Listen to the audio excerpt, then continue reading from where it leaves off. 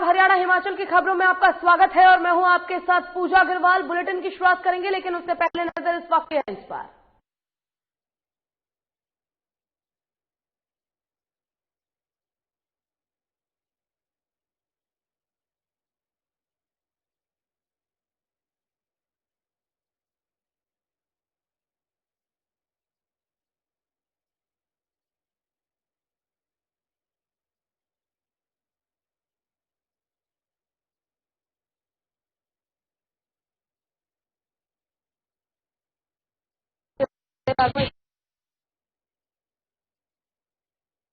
का मुद्दा रखकर लड़ा जाएगा चुनाव। और पाकिस्तान की ओर से एक भारतीय कैदी को किया गया रिहा। कैदी को बीएसएफ के रेंज के किया गया हवाले। 14 साल बाद वतन लौटे कैदी।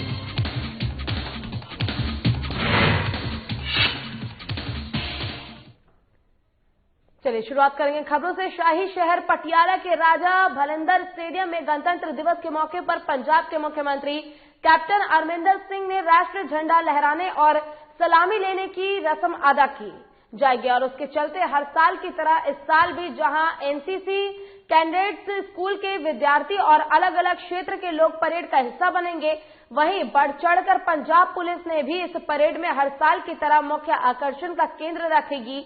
वहीं इसी के चलते आज प्रशासनिक अधिकारियों और कर्मचारियों की देखरेख में फुल ड्रेस रिहर्सल की गई है और यहीं पर पत्रकारों से बातचीत करते हुए डिप्टी कमिश्नर कुमार अमित ने बताया कि ये रिहर्सल इसलिए की जाती है कि सभी चीजों को सटीक बिठाया जा सके और किसी प्रकार की कोई कमी न रह जाए। और उन्हें खुशी जाहिर की है उन्होंने इस दौरान, और उन्होंने सारे इंतजाम पुख्ता किए हैं। रिहर्सल भी बहुत जोरों शोरों पर चल रहा है और इसी के साथ हम शहरवासियों से अपील करते हैं कि वो 26 जनवरी को गणतंत्र दिवस की परेड को देखने के लिए वहां पहुंचे। साथ ही उन्होंने ये भी कहा कि कोरोना की गाइडलाइन का भी ध्यान रखना हमारा कर्तव्य है।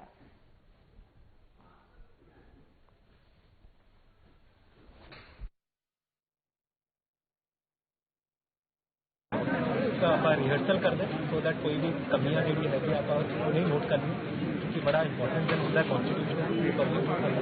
तो आज पुलिस है ना वक्त डिपार्टमेंट का आप देखा है ना कोऑर्डिनेशन करके जिससे भी कोई इशू है तो आप सर मुख्यमंत्री जो कौन पहुंच रहे हैं साढ़े ऑनरेबल चीफ मिनिस्टर पंजाब जो है आके समारोह की एज ए चीफ गेस्ट आ रहे हैं। बाकी जो भी इंफॉर्मेशन कोई खास आप कई प्रोजेक्ट जोड़े है जो बड़े इंपॉर्टेंट प्रोजेक्ट ने पटियाला के लिए छोटे फाउंडेशन स्टोन ਉਹਦਾ ਜਿਹੜਾ ਹੈ ਨੀਂਹ ਪੱਥਰ ਰੱਖਿਆ जाएगा।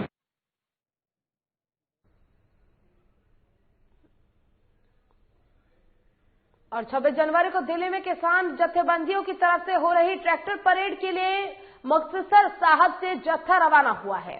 बता दें कि 26 जनवरी को दिल्ली से किसान जत्थेबंदियों की तरफ से ट्रैक्टर परेड की जा रही है। इस परेड में हिस्सा लेने के लिए देश के अलग अलग हिस्सों से किसान पहुंच रहे हैं। वहीं आज मुक्तसर साहब से किसानों का जत्था रवाना हुआ। आपको बता दें कि एक जत्थों में 84 ट्रैक्टर रवाना हुए हैं। इस मौके पर किसानों का कहना है कि जब तक काले कानून को रद्द नहीं किया जाता है वो ऐसे ही संघर्ष करते रहेंगे। उन्होंने कहा कि ट्रैक्टर परेड में बड़ी संख्या में किसान पहुंचे हैं। और आपको बता दें कि ट्रैक्टर रैली को लेकर लगातार ट्रायल जो है वो किया जा रहा है। ऐसे में 26 जनवरी को दिल्ली में ट्रैक्टर रैली निकालनी है, जिसको लेकर बड़ी संख्या में परेड में शामिल होने के लिए किसान तैयार हैं। और आपको बता दें कि 84 ट्रैक्टरों की रैली निकाली गई है किसानों द्वारा। और ऐसे में उन्होंने साफ किया है कि अपील भी जनता से उन्होंने इस दौरान की है कि ज्यादा से ज्यादा संख्या में दिल्ली में होने वाले 26 जनवरी को ट्रैक्टर रैली में हिस्सा ले, बढ़ चढ़कर इस रैली में आए। और ऐसे में सरकार को जरूरत है कि वो इस कानून को, जो 3 कानून लाए गए हैं किसान के विरोध में, उन तीनों कानून को वापस ले ले, वरना वो इसी प्रकार से विरोध प्रदर्शन करते रहेंगे। धरना प्रदर्शन लगातार आगे भी जारी रहेगा। और इसी बीच आपको ये भी बता दें कि अब 26 जनवरी को अलग अलग राज्यों से जो किसान हैं वो दिल्ली कूच करेंगे और ट्रैक्टर परेड 26 जनवरी को निकाली जाएगी, जिसको लेकर तमाम तैयारियां पूरी कर ली गई है। ਅੱਜ ਲੜਾਈ ਸਾਡੀ ਹੈ ਉਹ ਨਸਲ ਔਰ ਫਸਲ ਦੀ ਹੈ, ਪਰ ਅੱਜ ਮੈਂ ਇਹ ਜ਼ਰੂਰ ਕਹਿਣਾ ਚਾਹਾਂਗਾ ਕਿ ਸਾਨੂੰ ਬੜੇ ਸਿਆਣੇ ਤੇ ਸੂਝਵਾਨ ਤਰੀਕੇ ਦੇ ਨਾਲ ਜਿਹੜਾ ਕੰਮ ਲੈਣਾ ਚਾਹੀਦਾ। ਜਿਵੇਂ ਸਾਡਾ ਮਾਰਚ ਅਪ ਹੈ ਉਹਦੀ ਡਿਟੇਲ ਅਸੀਂ ਬਣਾਈ ਹੈ, ਨੰਬਰਿੰਗ ਕੀਤੀ ਅਸੀਂ ਬਕਾਇਦਾ ਕਿ 1 ਨੰਬਰ ਤੇ ਟਰੈਕਟਰ ਕਿਹੜਾ ਚੱਲੂਗਾ, 2 ਨੰਬਰ ਤੇ ਕਿਹੜਾ ਚੱਲੂਗਾ। ਸੋ ਸੇਮ ਇਹ ਰੂਲ ਅਸੀਂ ਉੱਤੇ ਵੀ ਫਾਲੋ ਕਰਨੇ ਆ ਤਾਂ ਕਿ ਸਾਡੇ ਵਿੱਚ ਕੋਈ ਹੋਰ ਟਰੈਕਟਰ ਜਿਹੜਾ ਦਖਲਅੰਦਾਜ਼ੀ ਨਾ ਕਰ ਸਕੇ। ਸਭ ਤੋਂ ਪਹਿਲਾਂ ਤਾਂ ਸੇਫਲੀ ਉੱਤੇ ਪਹੁੰਚਣਾ, ਦੂਜਾ ਉੱਥੇ ਜਿਹੜਾ ਪ੍ਰੋਟੈਸਟ ਕਰਨਾ ਉਹ ਬੜੇ ਸ਼ਾਂਤੀਪੂਰਵਕ ਤੇ ਬਹੁਤ ਹੀ ਵਧੀਆ ਤਰੀਕੇ ਨਾਲ ਕਰਨਾ। ਮੈਂ ਖੁਦ ਉੱਤੇ ਵਲੰਟੀਅਰ ਡਿਟੇਲ ਹੈ ਸ਼੍ਰੀ ਮੁਕਤਸਰ ਸਾਹਿਬ ਤੋਂ ਜਿਹੜੇ 15 ਮੁੰਡੇ ਡਿਟੇਲ ਨੇ। ਸੋ ਇਸੇ ਤਰੀਕੇ ਦੇ ਨਾਲ ਜਿਹੜੀ 500 ਜਥੇਬੰਦੀ ਆ ਉਹਦੇ ਪੂਰੇ ਵਲੰਟੀਅਰ ਡਿਟੇਲ ਨੇ, ਬਕਾਇਦਾ ਇੱਕ ਫੌਜ ਦੀ ਤਰ੍ਹਾਂ ਕੰਮ ਕਰਨਗੇ। ਸਾਡੇ ਪਿੰਡ ਦੀ ਜੋ ਲੱਗੀ ਹੈ, ਸਾਡੇ ਸਰਪੰਚ ਸਾਹਿਬ ਦੀ ਗੁਰਪ੍ਰੀਤ ਸਿੰਘ ਫੌਜੀ ਲੱਗੀ ਹੈ ਜ਼ਿਲ੍ਹੇ ਦੀ, ਕਿਉਂਕਿ ਸਾਡੇ ਜ਼ਿਲ੍ਹਾ ਪ੍ਰਧਾਨ ਉਹ ਵੀ ਉੱਥੇ ਹੈ, ਜਨਰਲ ਸਕੱਤਰ ਉਹ ਵੀ ਉੱਥੇ ਹੈ। ਸਾਡੀ ਡਿਊਟੀ ਲੱਗੀ ਹੈ ਟਰੈਕਟਰਾਂ ਦੀ। ਅਸੀਂ 100 ਟਰੈਕਟਰ ਲੈ ਕੇ ਜਾਣਾ ਹੈ ਦਿੱਲੀ, ਉਹਦਾ ਸਾਰਾ ਟੀਚਾ ਹੈ, ਉਹ ਟੀਚਾ ਅਸੀਂ ਪੂਰਾ ਕਰਨਾ ਹੈ। ਟੀਚਾ ਪੂਰਾ ਕਰਕੇ ਜੋ ਸਿਸਟਮ ਜਿਵੇਂ ਚੱਲੂਗਾ ਉਹੀ ਅਸੀਂ ਉਸ ਹਿਸਾਬ ਨਾਲ ਕਰਾਵਾਂਗੇ ਤੇ ਜਿਵੇਂ ਤਿਰੰਗਾ ਝੰਡਾ ਲਾ ਕੇ ਉਹਦੀ ट्रैक्टर की परेड है जी। और गणतंत्र दिवस को लेकर होशियारपुर पुलिस सतर्क नजर आ रही है, जिसके चलते देर रात एसएसपी नवजोत सिंह माहल की हिदायत में चलते 3 थानों की पुलिस ने सियारपुर के भीभीन चौक में जांच अभियान चलाया और वहीं इस मौके पर अलग अलग चौक से गुजर रही गाड़ियों की चेकिंग की गई। बता दें कि गणतंत्र दिवस को लेकर होशियारपुर पुलिस ने कमर कस ली है। होशियारपुर शहर में टीम बनाकर अलग अलग जगहों पर पुलिस बल की सख्त मुस्तैदी की गई है। और होशियारपुर की एक खबर, जहां गणतंत्र दिवस को लेकर प्रशासन की तरफ से चेकिंग अभियान चलाया जा रहा है। जितनी भी गाड़ियां जा रही है उन सभी की चेकिंग की जा रही है। प्रशासन की तरफ से सख्त हिदायत दी गई है कि 26 जनवरी को जो गणतंत्र दिवस मनाया जा रहा है उसको लेकर जो अपराध है उस पर काबू किया जा सके, ऐसे में यह चेकिंग अभियान चलाया जा रहा है। आती जाती गाड़ियों की चेकिंग हो रही है, उसमें जितनी भी चीजें हैं उन सभी की चेकिंग की जा रही है, ताकि जो लोग हैं जो किसी भी प्रकार की घटना को अंजाम देने के फिराक में लगे हैं, तूल में लगे हैं, उन लोगों के मंसूबों को नाकामयाब किया जा सके।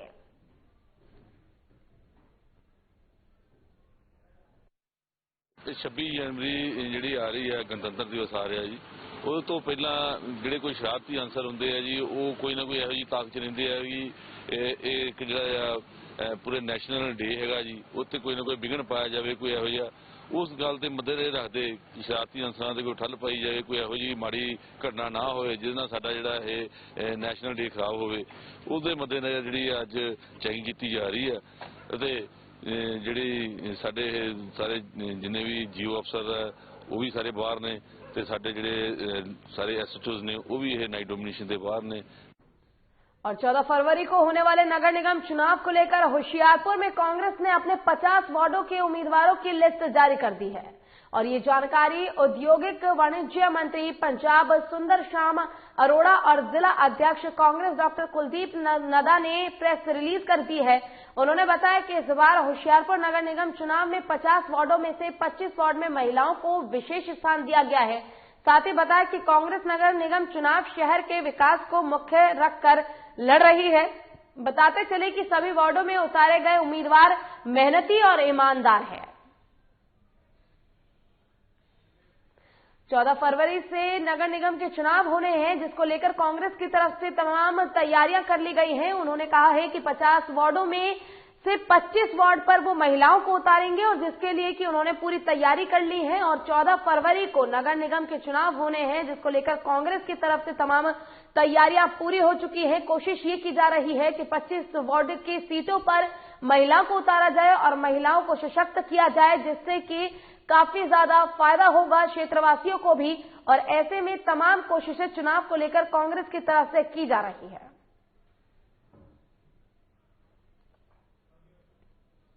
कि कारपोरेशन का इलैक्शन आ गया, अज का तुहानूं बुलाउण दा मकसद सी भी असी कारपोरेशन इलैक्शन अपनी पार्टी वालों फाइट करन जा रहे हैं 50 के 50 वार्ड। और साडा लोग पुछते तुहाडा एजेंडा की होएगा। पिछले 10 साल बीजेपी की सरकार रही, बीजेपी का मेयर रहा, तो जो काम होए वो भी तुहाडे सामने ने। सब तो पहला मैं मानयोग मुख्यमंत्री कैप्टन अमरिंदर सिंह जी का धन्यवाद करना चाहना कि पहली बार जिहड़ा 50% बेटियां नूं महिलावां नूं इहदे च रिजर्वेशन दित्ती। और खन्ना शहर की सबसे बड़ी विधेयक संस्थान स्कूल ट्रस्ट मैनेजमेंट सोसाइटी के चुनाव संपन्न हुए। बता दें कि 25 जनवरी को नतीजे घोषित होंगे और एशिया की सबसे बड़ी अनाज मंडी के नाम से मशहूर खन्ना शहर में आज 5 विधेयक संस्थाओं को चलाने वाली सबसे बड़ी संस्था के आज चुनाव हुए। सोसाइटी के 4800 के करीब वोटर हैं जो अपने वोट का इस्तेमाल करते हैं। एक एक वोटर को 20 वोट डालने का अधिकार है और इन चुनाव में 2 ग्रुप चुनाव लड़ते हैं। जहां एक तरफ बीजेपी का ग्रुप है, वहीं दूसरी तरफ कांग्रेस के ग्रुप में बेशक कांग्रेस और बीजेपी के बैनर नहीं लगे हैं। बता दें कि सभी को मालूम है कि एक तरफ कांग्रेस के मेंबर और दूसरी तरफ बीजेपी के मेंबर चुनाव लड़ते हैं। ये चुनाव नगर कौंसिल और MLA के चुनाव से भी बड़े चुनाव होते हैं। आज सुबह 8 बजे चुनाव शुरू हुए हैं। शाम 5 बजे तक हो रहे चुनाव के नतीजों की घोषणा 25 जनवरी को हो जाएगी।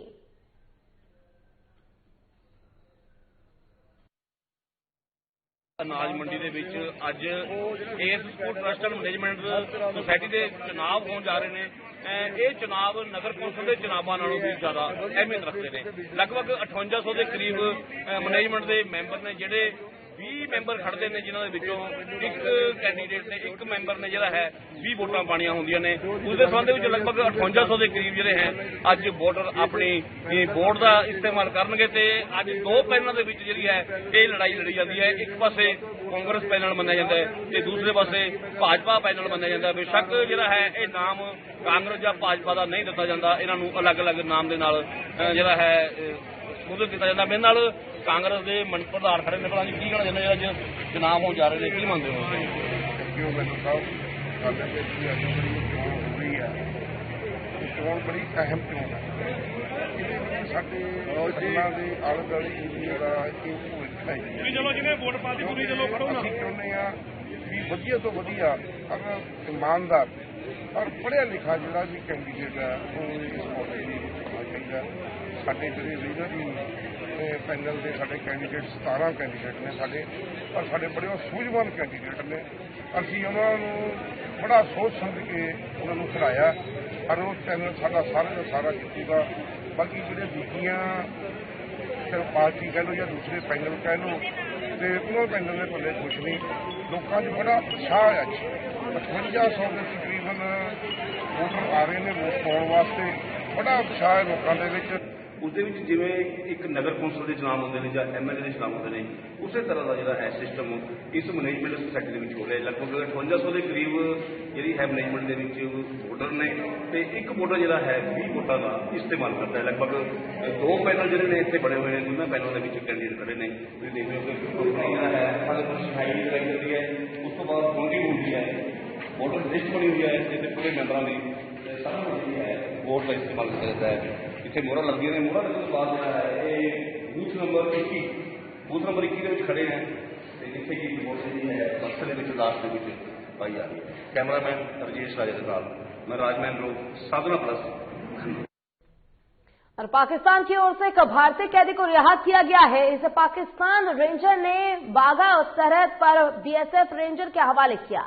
जानकारी देते हुए पुलिस अधिकारी अरुण पाल ने बताया कि पाकिस्तान रेंजर्स ने एक मोहम्मद इस्माइल नामक के भारतीय कैदी के रिहा किया है और जिसे BSF ने पूछताछ के बाद पंजाब पुलिस के हवाले किया। उन्होंने कहा कि मोहम्मद इस्माइल ने बताया कि वो गुजरात के कच्छ गांव का रहने वाला है। वो 2008 में बकरियों को चराते हुए गलती से पाकिस्तान में चला गया। पाकिस्तान की पुलिस ने उसे पकड़कर जेल में डाल दिया। अब 12 साल बाद वो अपने वतन लौटा है। इसका मेडिकल जांच करवाकर इसके कोरोना टेस्ट किए जाएंगे और इसे पंजाब सरकार की हिदायत के चलते 14 दिन क्वारंटाइन में रखा जाएगा। और आपको बता दें कि एक भारतीय कैदी को पाकिस्तान ने 12 साल बाद रिहा किया है। वो 2008 में पाकिस्तान के बॉर्डर पर पहुंच गया था, जिसके बाद पाकिस्तानी पुलिस ने उसे धर दबोचा था और अब 12 साल बाद अब उसे रिहा किया है। फिलहाल वो अपने वतन लौट चुका है। अब उसका कोरोना टेस्ट हो रहा है। उसकी जो भी जांच है सभी जांच होंगी। उसके बाद उसको 14 दिन क्वारंटाइन पीरियड में रखा जाएगा और उसके बाद ही उसको अपने घर जाने दिया जाएगा।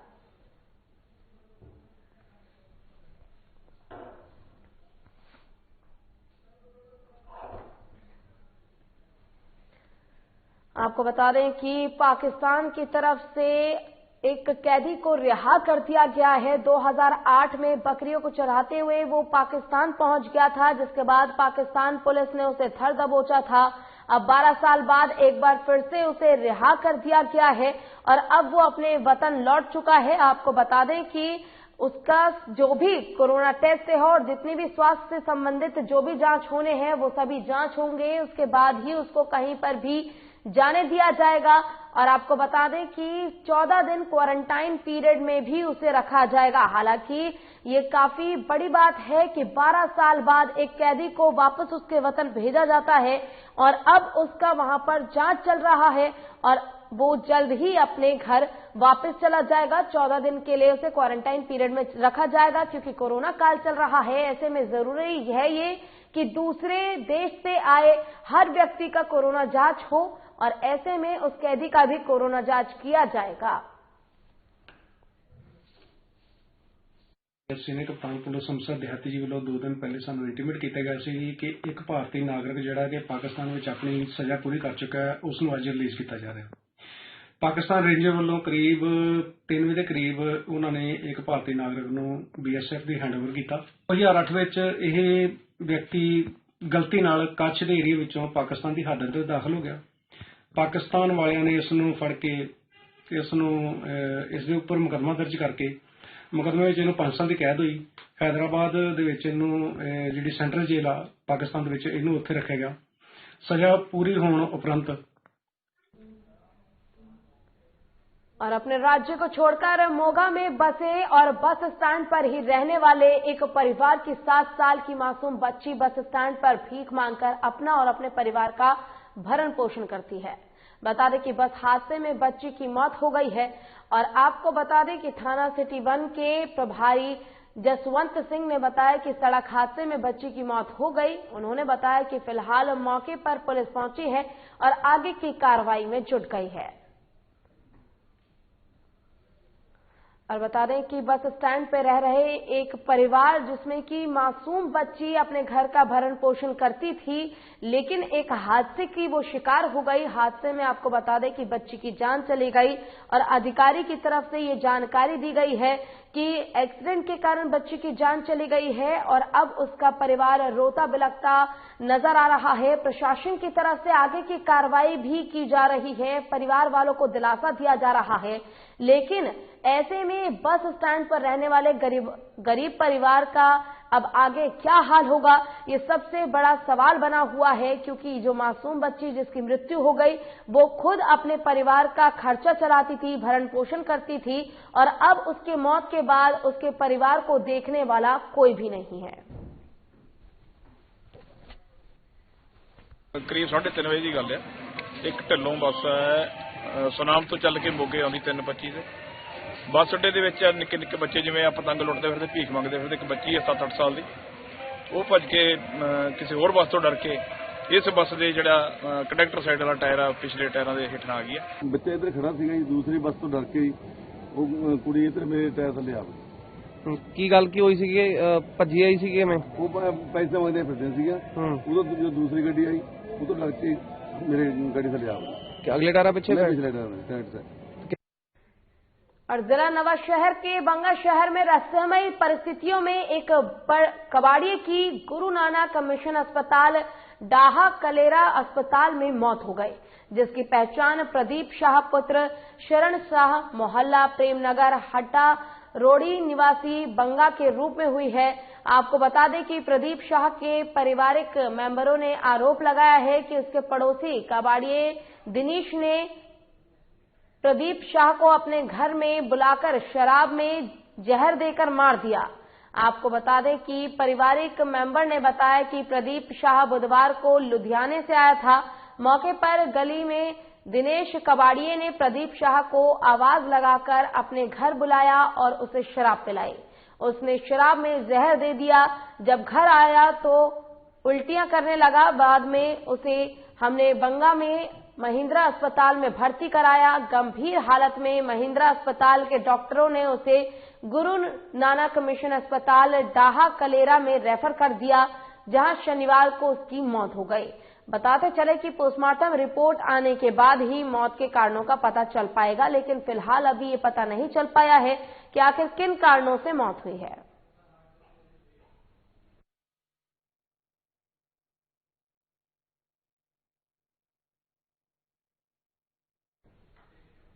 और अगली खबर जालंधर के सुंदरनगर की है, जहां 24 साल के युवक ने 5 साल की मासूम बच्ची के साथ दुष्कर्म की घटना को अंजाम दिया है।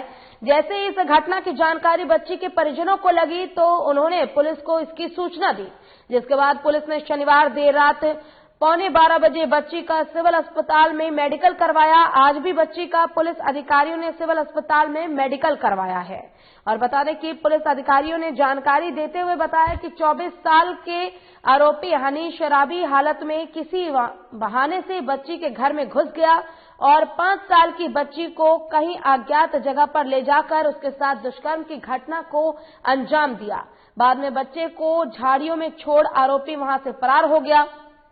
पुलिस अधिकारी ने बताया कि उन्हें सूचना मिली कि गुलमर्ग कॉलोनी इलाके के नजदीक आरोपी घूम रहा है। वे तुरंत मौके पर पहुंचे और आरोपी को गिरफ्तार कर लिया। बच्ची के माता पिता इंडस्ट्री एरिया में एक फैक्ट्री में काम करते हैं, जबकि आरोपी भी इंडस्ट्री एरिया में ही लेबर का काम करता है। घटना के समय बच्ची के माता पिता काम पर थे, जिस दौरान 24 साल के युवक ने इस घिनौनी घटना को अंजाम दिया और 5 साल की बच्ची के साथ जबरन दुष्कर्म की घटना को अंजाम दिया गया है। फिलहाल उसका मेडिकल कराया जा रहा है और आज भी उसका मेडिकल कराया गया है।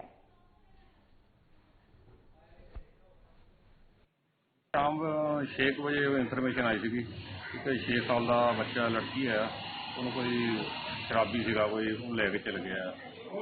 वो उसने भाल की रात 9 बजे घर के लागे ही झाड़ियों के नगन कपड़े ला के सुट के चल गया। उसले फरार हो गया सीगा। बच्ची का राती मैडिकल कराया सीगा ते उदों अधूरा आएगा तो थोड़ा मैडिकल रहा जो करवाने वास्ते हुण आए हैं। सवेरे इन्फॉर्मेशन मिली सी कि बंदा घूम रहा कि जगह खड़ा किते, उतों फिर उन्होंने गिरफ्तार किया गया। और आज आम आदमी पार्टी के सह प्रभारी राघव चड्ढा ने एक प्रेस कॉन्फ्रेंस की है और ये प्रेस कॉन्फ्रेंस तीनों कृषि कानून को लेकर की गई है। आपको बता दें कि किसानों के चल रहे आंदोलन को लेकर पंजाब के मुख्यमंत्री कैप्टन अमरिंदर सिंह की भूमिका को लेकर ये प्रेस कॉन्फ्रेंस की गई। इस प्रेस वार्ता में राघव चड्ढा के साथ विपक्ष नेता हरपाल चीमा, लीगल सेल के पूर्व जस्टिस जोरा सिंह, विधायक कुलवंत सिंह पंडोरी और विधायक किशन सिंह रोड़ी उपस्थित थे। इस मौके पर पंजाब के सह प्रभारी और राष्ट्रीय प्रवक्ता राघव चड्ढा ने कहा कि पंजाब के मुख्यमंत्री कैप्टन अमरिंदर सिंह ने हमेशा ये कहा है कि वो हमेशा कृषि कानून के खिलाफ हैं, लेकिन उनके द्वारा पेश की गई डॉक्यूमेंट्री और उनके पार्टी के नेता द्वारा आरटीआई की जानकारी के अनुसार खुलासा किया गया है कि नीति आयोग द्वारा बनाई कमेटी में कौन कौन था और इसमें इस बाबत हुई मीटिंग में कौन कौन था। राघव चड्ढा ने आरटीआई में दी गई जानकारी में बताया कि नीति आयोग में देश के प्रधानमंत्री नरेंद्र मोदी द्वारा बनाई गई कमेटी में 7वां नाम पंजाब के मुख्यमंत्री कैप्टन अमरिंदर सिंह का था और नीति आयोग की मीटिंग में ये पहले ही तय हुआ था कि इन कानूनों में क्या क्या होगा। राघव चड्ढा ने कहा कि केंद्र सरकार द्वारा लाए गए तीनों कानून के बारे में चर्चा हुई और कैप्टन अमरिंदर सिंह इस कमेटी के सदस्य थे और उन्हें पहले ही इनके मंसूबों का पता था और लेकिन वो चुप थे और कैप्टन अमरिंदर सिंह 1 साल तक नहीं बोले और इस बात पंजाब की जत्थेबंदियों को नहीं बताया। राघव चड्ढा ने कैप्टन अमरिंदर सिंह को बीजेपी का एजेंट बताते हुए कहा कि वो सब पुत्र मोह में किया गया है।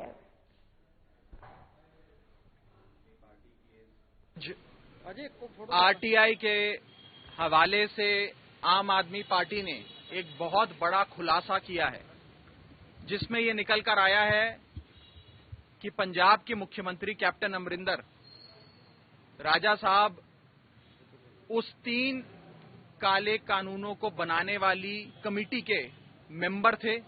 मोदी साहब ने खुद मेंबर बनाया और उस कमेटी के एजेंडे में इन 3 काले कानूनों को बनाने की बात साफ तौर पर लिखी हुई है। कैप्टन साहब लगातार बोलते रहे कि जी मैं कमेटी का मेंबर नहीं था, मैं तो मीटिंग में नहीं गया, कमेटी इन 3 काले कानूनों को बनाने के लिए बनी नहीं थी। और इसी के साथ पंजाब, हिमाचल और हरियाणा की खबरों में बस इतना ही। खबरों का सिलसिला लगातार आगे भी जारी है। आप देखते रहिए साधना प्लस। नमस्कार।